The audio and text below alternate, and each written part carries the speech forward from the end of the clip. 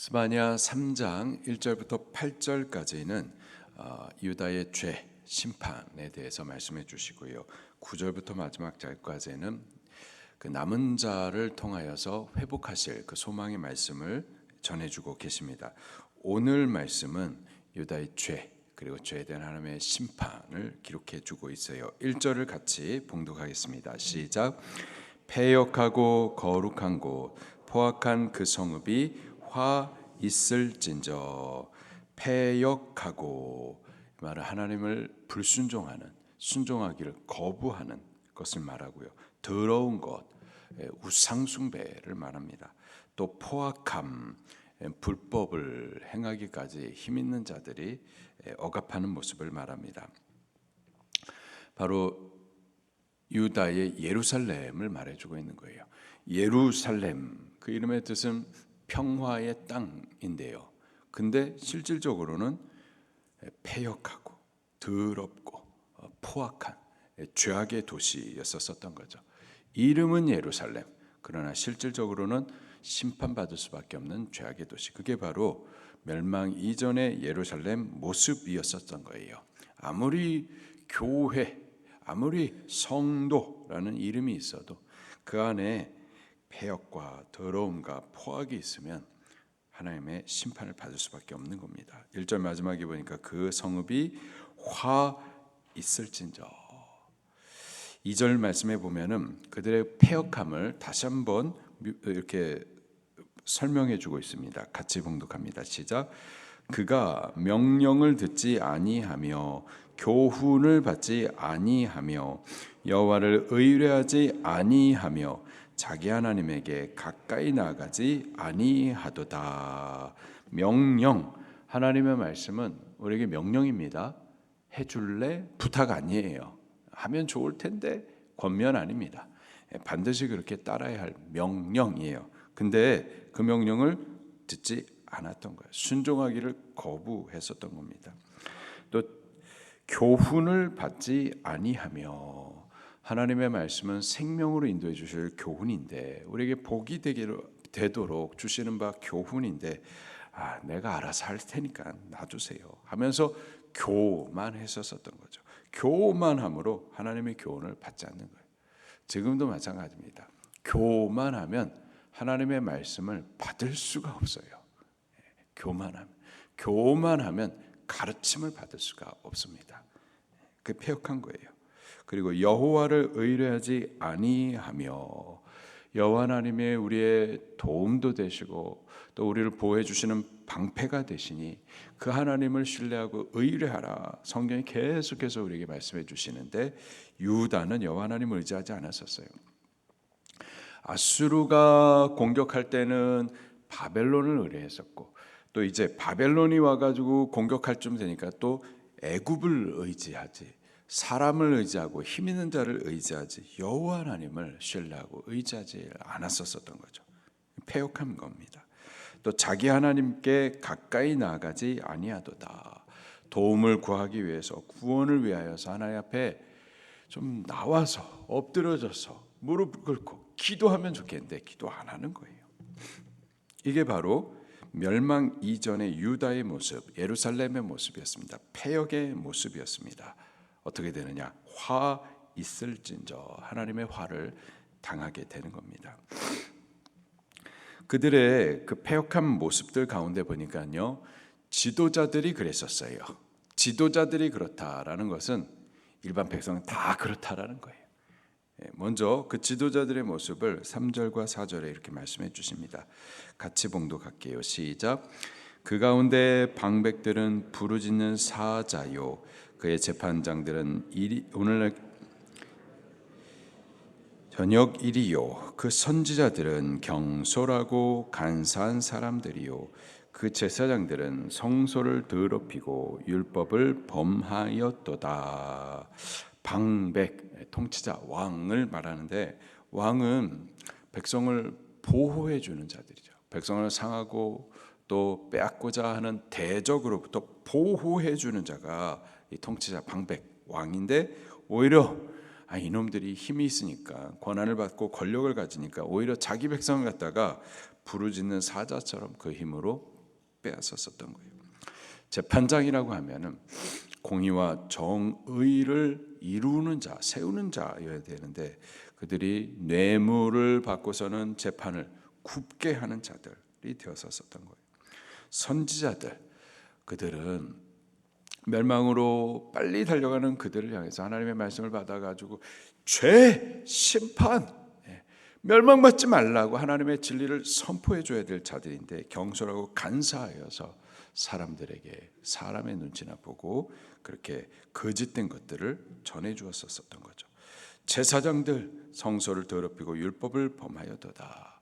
제사장들은 거룩한 곳에서 하나님의 거룩한 예배를 드림으로 하나님의 거룩함을 드러냈어야 되는데 이런 눈먼 것, 저는 거 이런 온전하지 못한 것들로 부정한 것들로 제사를 올리면서 또 율법도 범하지 아니하고 그렇게 지도자들이 그렇게 하나님의 종들로서 바르게 나라를 세워가고 백성들을 하나님의 율법의 말씀을 따라서 이끌어주고 그래서 나라를 복되게 해줘야 되는데 그러지 않았었던 거죠.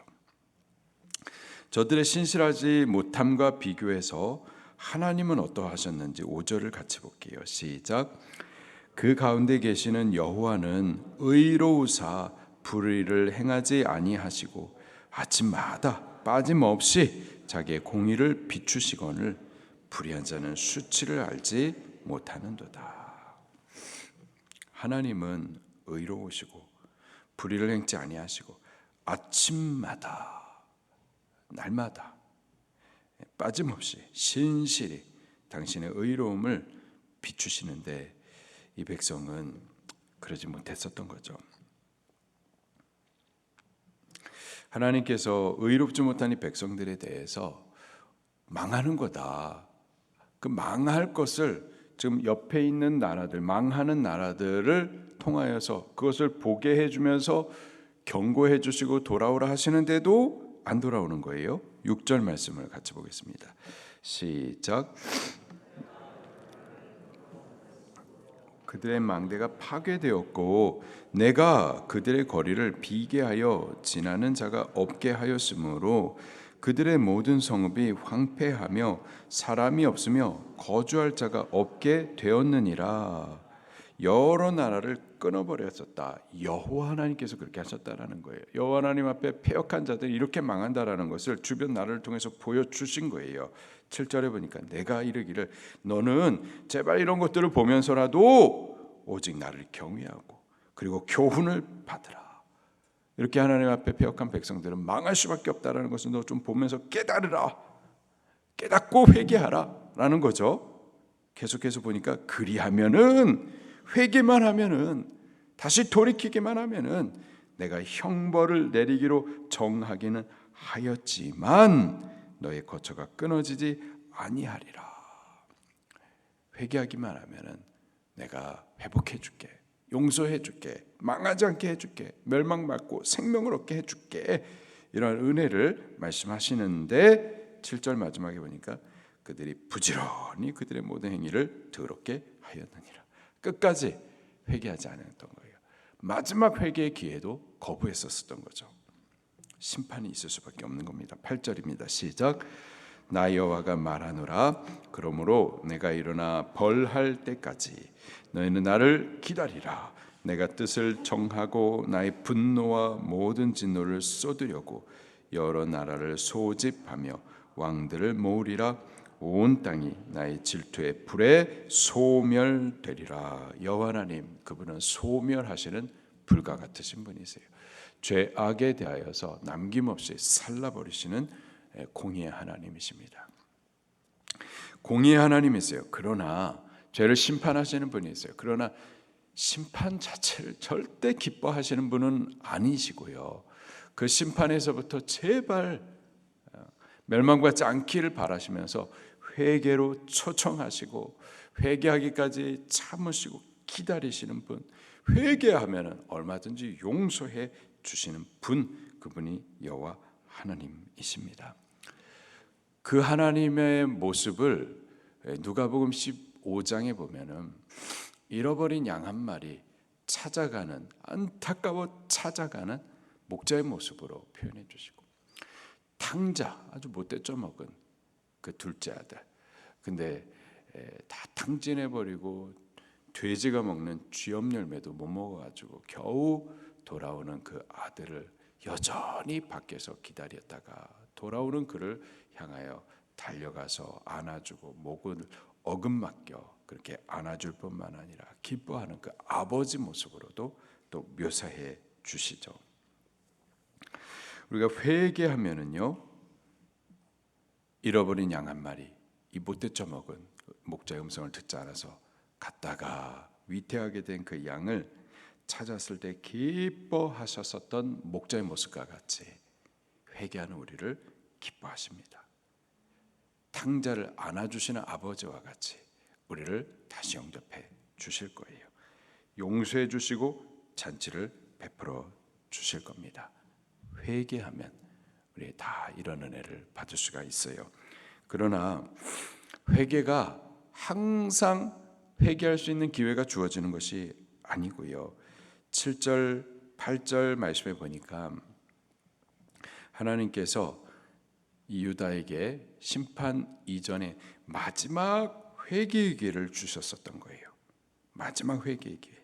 7절에 보니까 내가 이르기를 너는 오직 나를 경외하고 교훈을 받으라. 그리하면 내가 형벌을 내리기로 정하기는 하였지만 그러나 너의 거처가 끊어지지 아니하리라 하였으나, 마지막 회개의 기회를 주신 겁니다.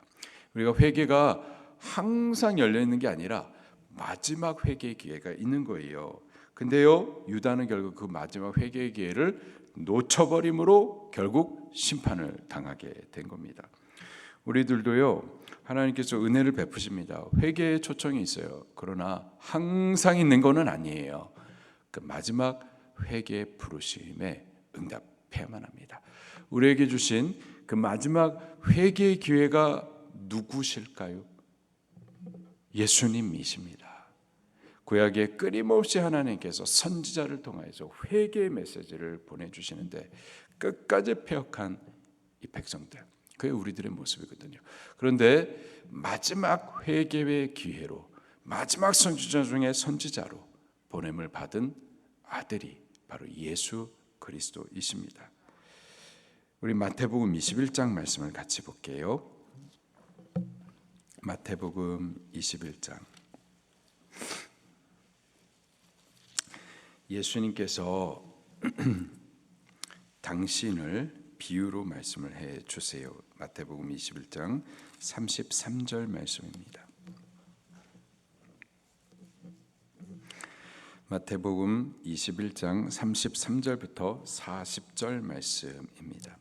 시작. 다른 한 비유를 들으라. 한 집 주인이 포도원을 만들어 산울타리로 두르고 거기에 집자는 틀을 만들고 망대를 짓고 농부들에게 새로 주고 타국에 갔더니 열매 거둘 때 가까움에 그 열매를 받으려고 자기 종들을 농부들에게 보내매 농부들이 종들을 잡아 하나는 심히 때리고 하나는 죽이고 하나는 돌로 쳤거늘 다시 다른 종들을 처음보다 많이 보내니 그들에게도 그렇게 하였는지라. 후에 자기 아들을 보내며 이르되 그들이 내 아들은 존대하리라 하였더니 농부들이 그 아들을 보고 서로 말하되 이는 상속자니 자 죽이고 그의 유산을 차지하자 하고 이에 잡아 포도원 밖에 내쫓아 죽였느니라. 그러면 포도원 주인이 올 때 그 농부들을 어떻게 하겠느냐. 하나님께서는 자기의 종들을 이 농부들에게 보내셨어요. 선지자들을 보내신 거예요. 선지자를 통하여서 회개의 메시지를 전해주신 겁니다. 근데 이 백성이 듣지 아니하고 오히려 선지자를 갖다가 잡아서 때리고 죽이고 돌로 쳤었던 거예요. 하나님께서 다시 참으시고 다시 회개의 기회를 베푸사 선지자를 보내셨는데 똑같이 또 거역합니다.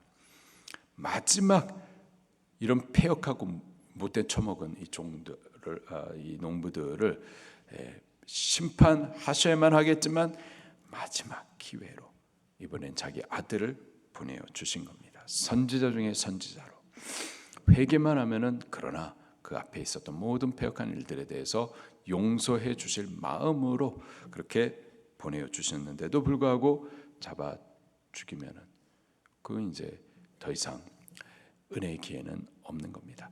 오늘 우리들에게 베풀어 주신 마지막 회개의 기회 바로 하나님의 아들 예수 그리스도이십니다. 우리는 그 예수님을 믿기만 하면 되는 거예요. 그가 우리의 모든 패역한 죄를 지고 십자가에서 죄값을 다 지불하셨고 이제 다만 예수님을 믿으라. 이제 하나님의 마음을 이제는 좀 알라 하면서 우리에게 마지막 회개의 부르심을 초청하시는데 그 예수님을 우리는 믿는 자가 꼭 되십시다. 나의 의로운 행위 말고요.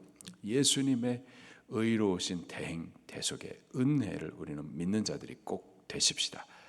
믿으면 그러면 하나님이 우리를 향하여서 죄에 대해서 심판하기 작정하신 그 일일 보류해 주시고 또 죄를 씻어 주시고 멸망 아니라 생명을 얻게 해 주실 줄 믿습니다. 믿는 믿음으로 오늘 하루 사기를 예수 이름으로 축원합니다. 말씀 붙들고 통성으로 기도하시겠습니다.